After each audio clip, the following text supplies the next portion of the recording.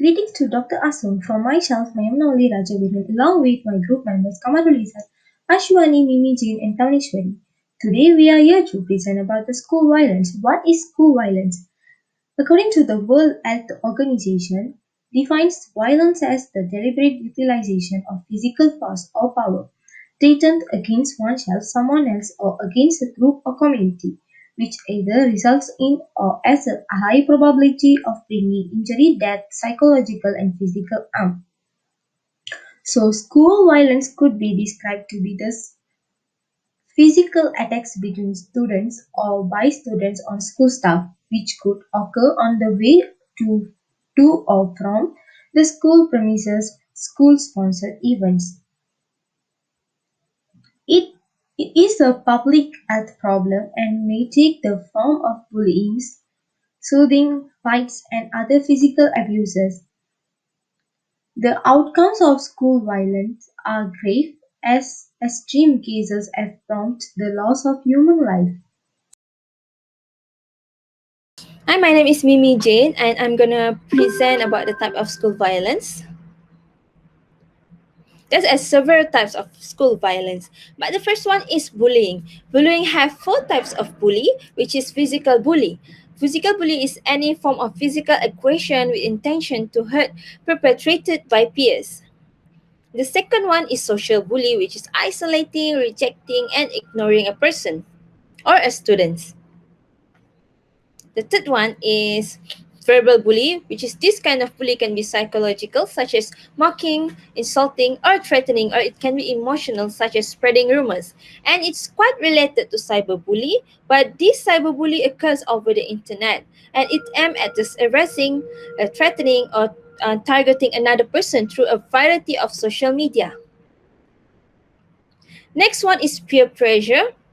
Peer pressure is a big issue for teenagers these days, and it can be exacerbated by peer pressure and a need to fit into a specific group. As you can see in the picture, there's another group like forcing someone to do something that he is unwilling to do it just to fit in a specific group. Or you can say it's a bad group pressure is also called can call it as a gang or a gangster in school violence. Next one is harassment. Harassment is unwanted, unwelcome physical contact such as touching, bumping, wrapping, or petting, and also sexual assaulting remarks about race, gender, ability, or class. Next is underage drinking. Underage drinking is are totally illegal, and it's especially among students because it will impact their life and academic performance, as well as drug abuse. Drug abuse is the biggest school violence that should be avoided because this is drug abuse and alcohol consuming is really impacting their future life. Next one is school fight. School fight is an aggressive behavior at school that can lead to danger because when the school fight become bigger, it can be serious and it can lead to murder and more serious cases. And so this is type of school violence that we present. That's all for me. Thank you. So I'll be explaining on the factors of school violence, and it would be explained using the biopsychosocial model by Street and colleagues in 2016. Well, that's because school violence is not a simple issue, it's a complex issue, because it's not just subjected to one factor, it's an interplay of multiple factors. So we'll start with the biological factors. So according to gene studies, aggression could be due to genetic or neurobiological factors. So a study done by Ree and Waldman in 2018 shows that twin and adoption studies shows that evidence of genetic components in the development of aggression behavior. So there's an evidence. And the results show that males exhibit more aggressive behaviors than females. And it's because of the testosterone which is higher in male sex. So that hormone, when there's unbalance of testosterone hormone, it could cause one to display more aggressive behavior with other people. Next, we will move on to the psychological factors, where it has explained that children with spatial cognitive deficits display more aggressive behavior and more violent acts compared to other children. For example, ADHD kids, they actually have abnormal emotional reactivity. So because of that, they lack the competence in recognizing fear, sadness, or any basic facial expressions on another person. Thus, when they can't really identify a person's facial expression, they do not empathize with that person and therefore would be able to display aggressive acts or being violent towards them more easily, more readily. Third, we'll move on to the social factors, as this is the biggest factor among the three. So we'll start with the parenting styles. So it has been, past literature has showed that negligent parenting style also causes children to display aggressive behavior. So this could be explained by correlation theory by Patterson. So this theory explains that parents and children aversive behavior are shaped through operant and classical conditioning. For example, if a child misbehaves and a parent tries to scold the child, but however, if because of the parenting, the child still misbehaves, and then the parents decide to not engage in any kind of behavior to stop such misbehavior, both parties' responses would be shaped. Number one, the parents would give up whenever a child tries to misbehave or display aggressive behavior. Number two, the child becomes more aversive again whenever the child is being disciplined by the parent. So this negative reinforcement of child's misbehavior actually leads to a positive feedback cycle, which then causes aggressive behaviors to escalate over a period of time. Another type of parenting style is authoritarian parenting style, where it's usually a harsh parenting style towards the children. And it's shown, past studies done by Mao 2016 show that this type of parenting could actually lead to proactive aggression in young children, because this could be explained by the social learning theory of Bandura, where observational learning and modeling plays a big important role. So when children observe their parents' aggression and controlling behaviors towards them, when they retain those information, they find it to be normal, and thus they justify this aggressive behavior. So basically this aggressive behavior is justified in their mind, and therefore they model these behaviors among their peers. So they use this type of aggression among their peers in their daily life as well. So this concept is correlated to a study done by Gomez, Ortiz, and colleagues in 2016, where it showed that bullying happens more with such parenting skills, authoritarian parenting style. Another factor is media violence. So study done by Anderson and Dill introduced a general aggressive model where it explains by learning, activation, and use of aggressive cognitive scripts. So it states that aggressive cognitive scripts are actually negative, aggressive thoughts that are primed in a person's head when they're exposed to more media violence.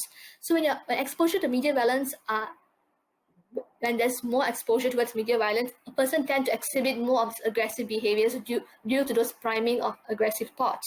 So a study done by Iowa State University on their students also showed the same result, where when students played more violent video games, they tend to exhibit more aggressive traits in their university life compared to other normal students. And let's move on to peers. So when adolescents actually choose deviant peers that are already engaging in violent behaviors, they are more likely to engage in those behaviors. For example, in US, when their peers are carrying weapons and guns to school, adolescents tend to model those peers' actions, because during schooling life, conforming to peers becomes a priority, because everyone wants to be accepted and everyone wants a sense of belonging.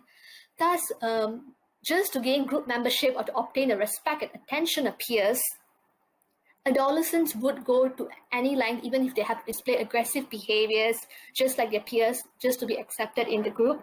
They would go to any extent. And that's why you could see that many gang violences in schools, and that's how it happened. So that's all from me for the factors of school violence.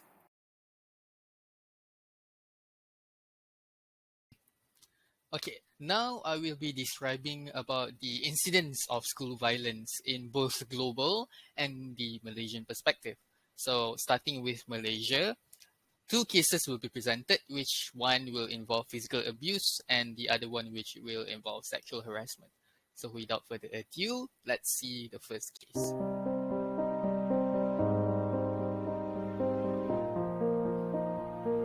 Okay, so regarding this first case, the late Navin was brutally assaulted, sodomized, and murdered by which may be his fellow friends or teenagers, students in particular. So what happened was that he was beaten to death. He was brutally assaulted up to a point where he became brain dead. He was admitted into the hospital, and not long after that, he was pronounced dead. So because of this abuse, because of this physical assault, that led to his death eventually. And the second case is about this recent movement that has started in schools. They call it hashtag Make School a Safer Place. This is a movement where it was started by a particular student in a particular school. So she made a TikTok video about how her teacher made sexual jokes during a class, which alongside her other female classmates who felt really uncomfortable. And then in the end, she took it to social media, and her video actually garnered a huge attention among the political leaders and the NGOs that actually do advocate regarding issues on sexual harassment or sexual jokes. In the end, her video inspired a fellow student to create an Instagram account, which you can see here, Save the Schools Malaysia. So what happened is that this account is a collection of stories of students actually, which involves either physical or verbal sexual abuse. And if you can see, there are actually 272 posts, which means that sexual harassment or sexual abuse or any forms of sexual issues is a huge problem that is going on with Malaysia, in particular in schools. And this is worrying. Okay, moving on to the global perspective. The first thing is that, as you can see, when it comes to school safety global comparison, it seems that this refers to the percentage of principals reporting that the following incidents occurred at least weekly in their school. So the most prominent one that we can see is that there is intimidation of or bullying among students, which are really prominent in Australia and Finland. And compared to the rest of the factors, such as physical injury, intimidation, possession, use of drugs, we can really identify that yes, indeed, bullying or any form of physical abuse is indeed the prominent problem, which is also occurring in the other nations as well. Apart from intimate bullying, another point is about intimidation or verbal abuse by teachers. So you can see that there's a lot of issues going on in schools that we may be aware or we may not be aware of. Because for us, we are not in school, but for the students, they experience all these things, and it can be definitely a concern. To provide another example, specifically in the United States, we have heard a lot of recent news regarding school shootings, mass school shootings in the US. So, for example, from the year 2013 into 2018, there is indeed an increase of mass school shootings, especially in the year 2018 and 2020 last year. But in starting 2019, surprisingly, there were minimal cases of mass shootings compared to other years. But it is still a worrying issue because in the US, they actually have the legalization that allows its citizens to have gun control. So perhaps that's contributing towards the mass shootings. And it's worrying for the students because they can be terrified of attending school because mass shooting can happen anytime at any moment. Then the point is, why are we highlighting these issues? What's going on in the world? What's going on in Malaysia? What's the relevance of it? The first part is that, well, in schools, it's where children learn. It's where children grow in terms of their social, their emotional, their behavioral. It's a whole learning setting for them. A few studies, for example, based on an analysis done by Concordia University in 2016, they found that the impact of safety of school does indeed have a link with health, in a way that if the school is safe, then students are more likely to report less mental symptoms. Maybe they are more happier in a way. And because they are happier in a way, they feel less depressed, for instance, less anxious about, for instance, about mass shootings occurring at any moment. Then this can also lead to further academic improvement or academic performance, which means that, in other words, by having a school that is safe, this can promote trust among the students, and this can also promote understanding in a way that students perceive that the teachers are actually concerned about their well-being. And when they know that the teachers are concerned about their well-being as well as development, they are more likely to be engaged in learning. Just like Maslow hierarchy of needs, in order for you to reach the stage of self-actualization, meaning becoming what you truly want to be, what you truly aim to be, you have to go through the previous stages. And the second stage, which will definitely be safety needs. So if safety is not there, then how can students learn and become what they truly are? Because in the end, school students, they will eventually be part of society, and some of them may end up taking control or be in the leaders of their respective nations. As we all know, school violence is not just happening in Malaysia, but it is also happening in all over the world, which makes it a global issue. Of course, there are many methods and prevention and intervention methods that can be implemented in order to overcome the impacts of school violence, in both helping the victims and also in order to help the perpetrators. And before we go further into the presentation today, I would like you to watch the specific video made by school children regarding the prevention methods of school violence. Please proceed.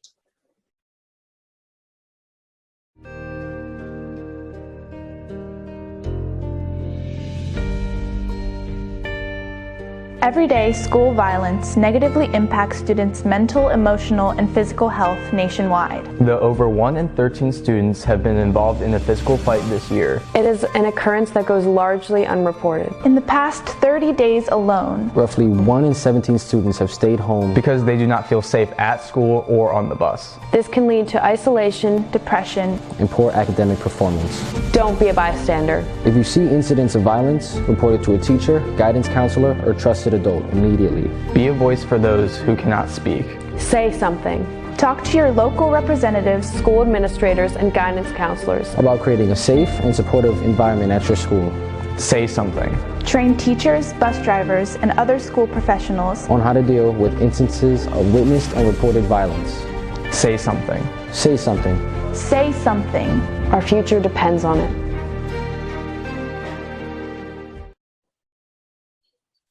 I hope you watched the insightful video made by the children regarding the school-based violence prevention methods. So from my end, I believe that school-based violence prevention intervention that should be scaled up is divided into 3 factors, which is regarding the teachers, children, and also the environment that the school-based violence happens. So when it comes to children, it is very, very important for them to learn about the social and emotional life skills development from preschool to secondary school, and also according to the age and context appropriateness. And also the studies, the information should be incorporated into existing teaching and learning activities in order to make them understand the facts, the impacts, and also the methods to overcome the impacts or negativities caused by school-based violence. And also when it comes to teachers, it is very, very important for them to be socially and emotionally compatible, where they can also implement behavior management integrated as a core part of existing teacher training curriculum in order to implement positive behaviors in children. And finally, it is the environment. Environment plays a major role in curbing school-based violence, so that the whole school approaches developing school policies and safe environments that prevent all forms of violence, hate, intolerance, and inequality, and support children affected by violence. Moving on. This is the summarization of the entire process of preventing and interventing school-based violence. Firstly is the staff competencies and teacher training in order to make the teachers capable of guiding children about the school-based violence in order to make them learn about the impacts or teaching them about the methods to overcome and also what to do and what to not to do to cause school-based violence. And secondly, the school policy, where the schools should take initiative in making sure the school-based violence reduces. So apart from that, there is these age-appropriate evidence-based prevention approaches so that the children do not get exposed to unnecessary contents at a very fragile age and it won't impact their emotional and social development. And also, apart from that, there is respond to violence. Do not just be a bystander, instead speak up, voice up, and also take actions when you witness a violence occurring in order to prevent or reduce the number of violence acts increasing. And finally is the engaging parents and the community in order to overcome the school-based violence, because they need to play their role, they need to do their part in educating each other or standing up for each other, and also from supporting each other in order to overcome the school-based violence. Apart from that, environmental design, where the government bodies should take initiatives in creating safe environments for teachers and children, and also to implement stricter laws, policies in order to curb school-based violence from happening. And finally is the collecting data on violence. This process will help in proving that such prevention and intervention methods are effective, and if it's not effective, there are things can be improved or can be sustained in order to prevent school-based violence from happening. And all these procedures was adopted from UNESCO's whole school approach to sustainability. These are the methods and prevention that could be taken to curb school-based violence. And that is all from me. Hopefully this was an insightful presentation. Thank you, Dr. Asung.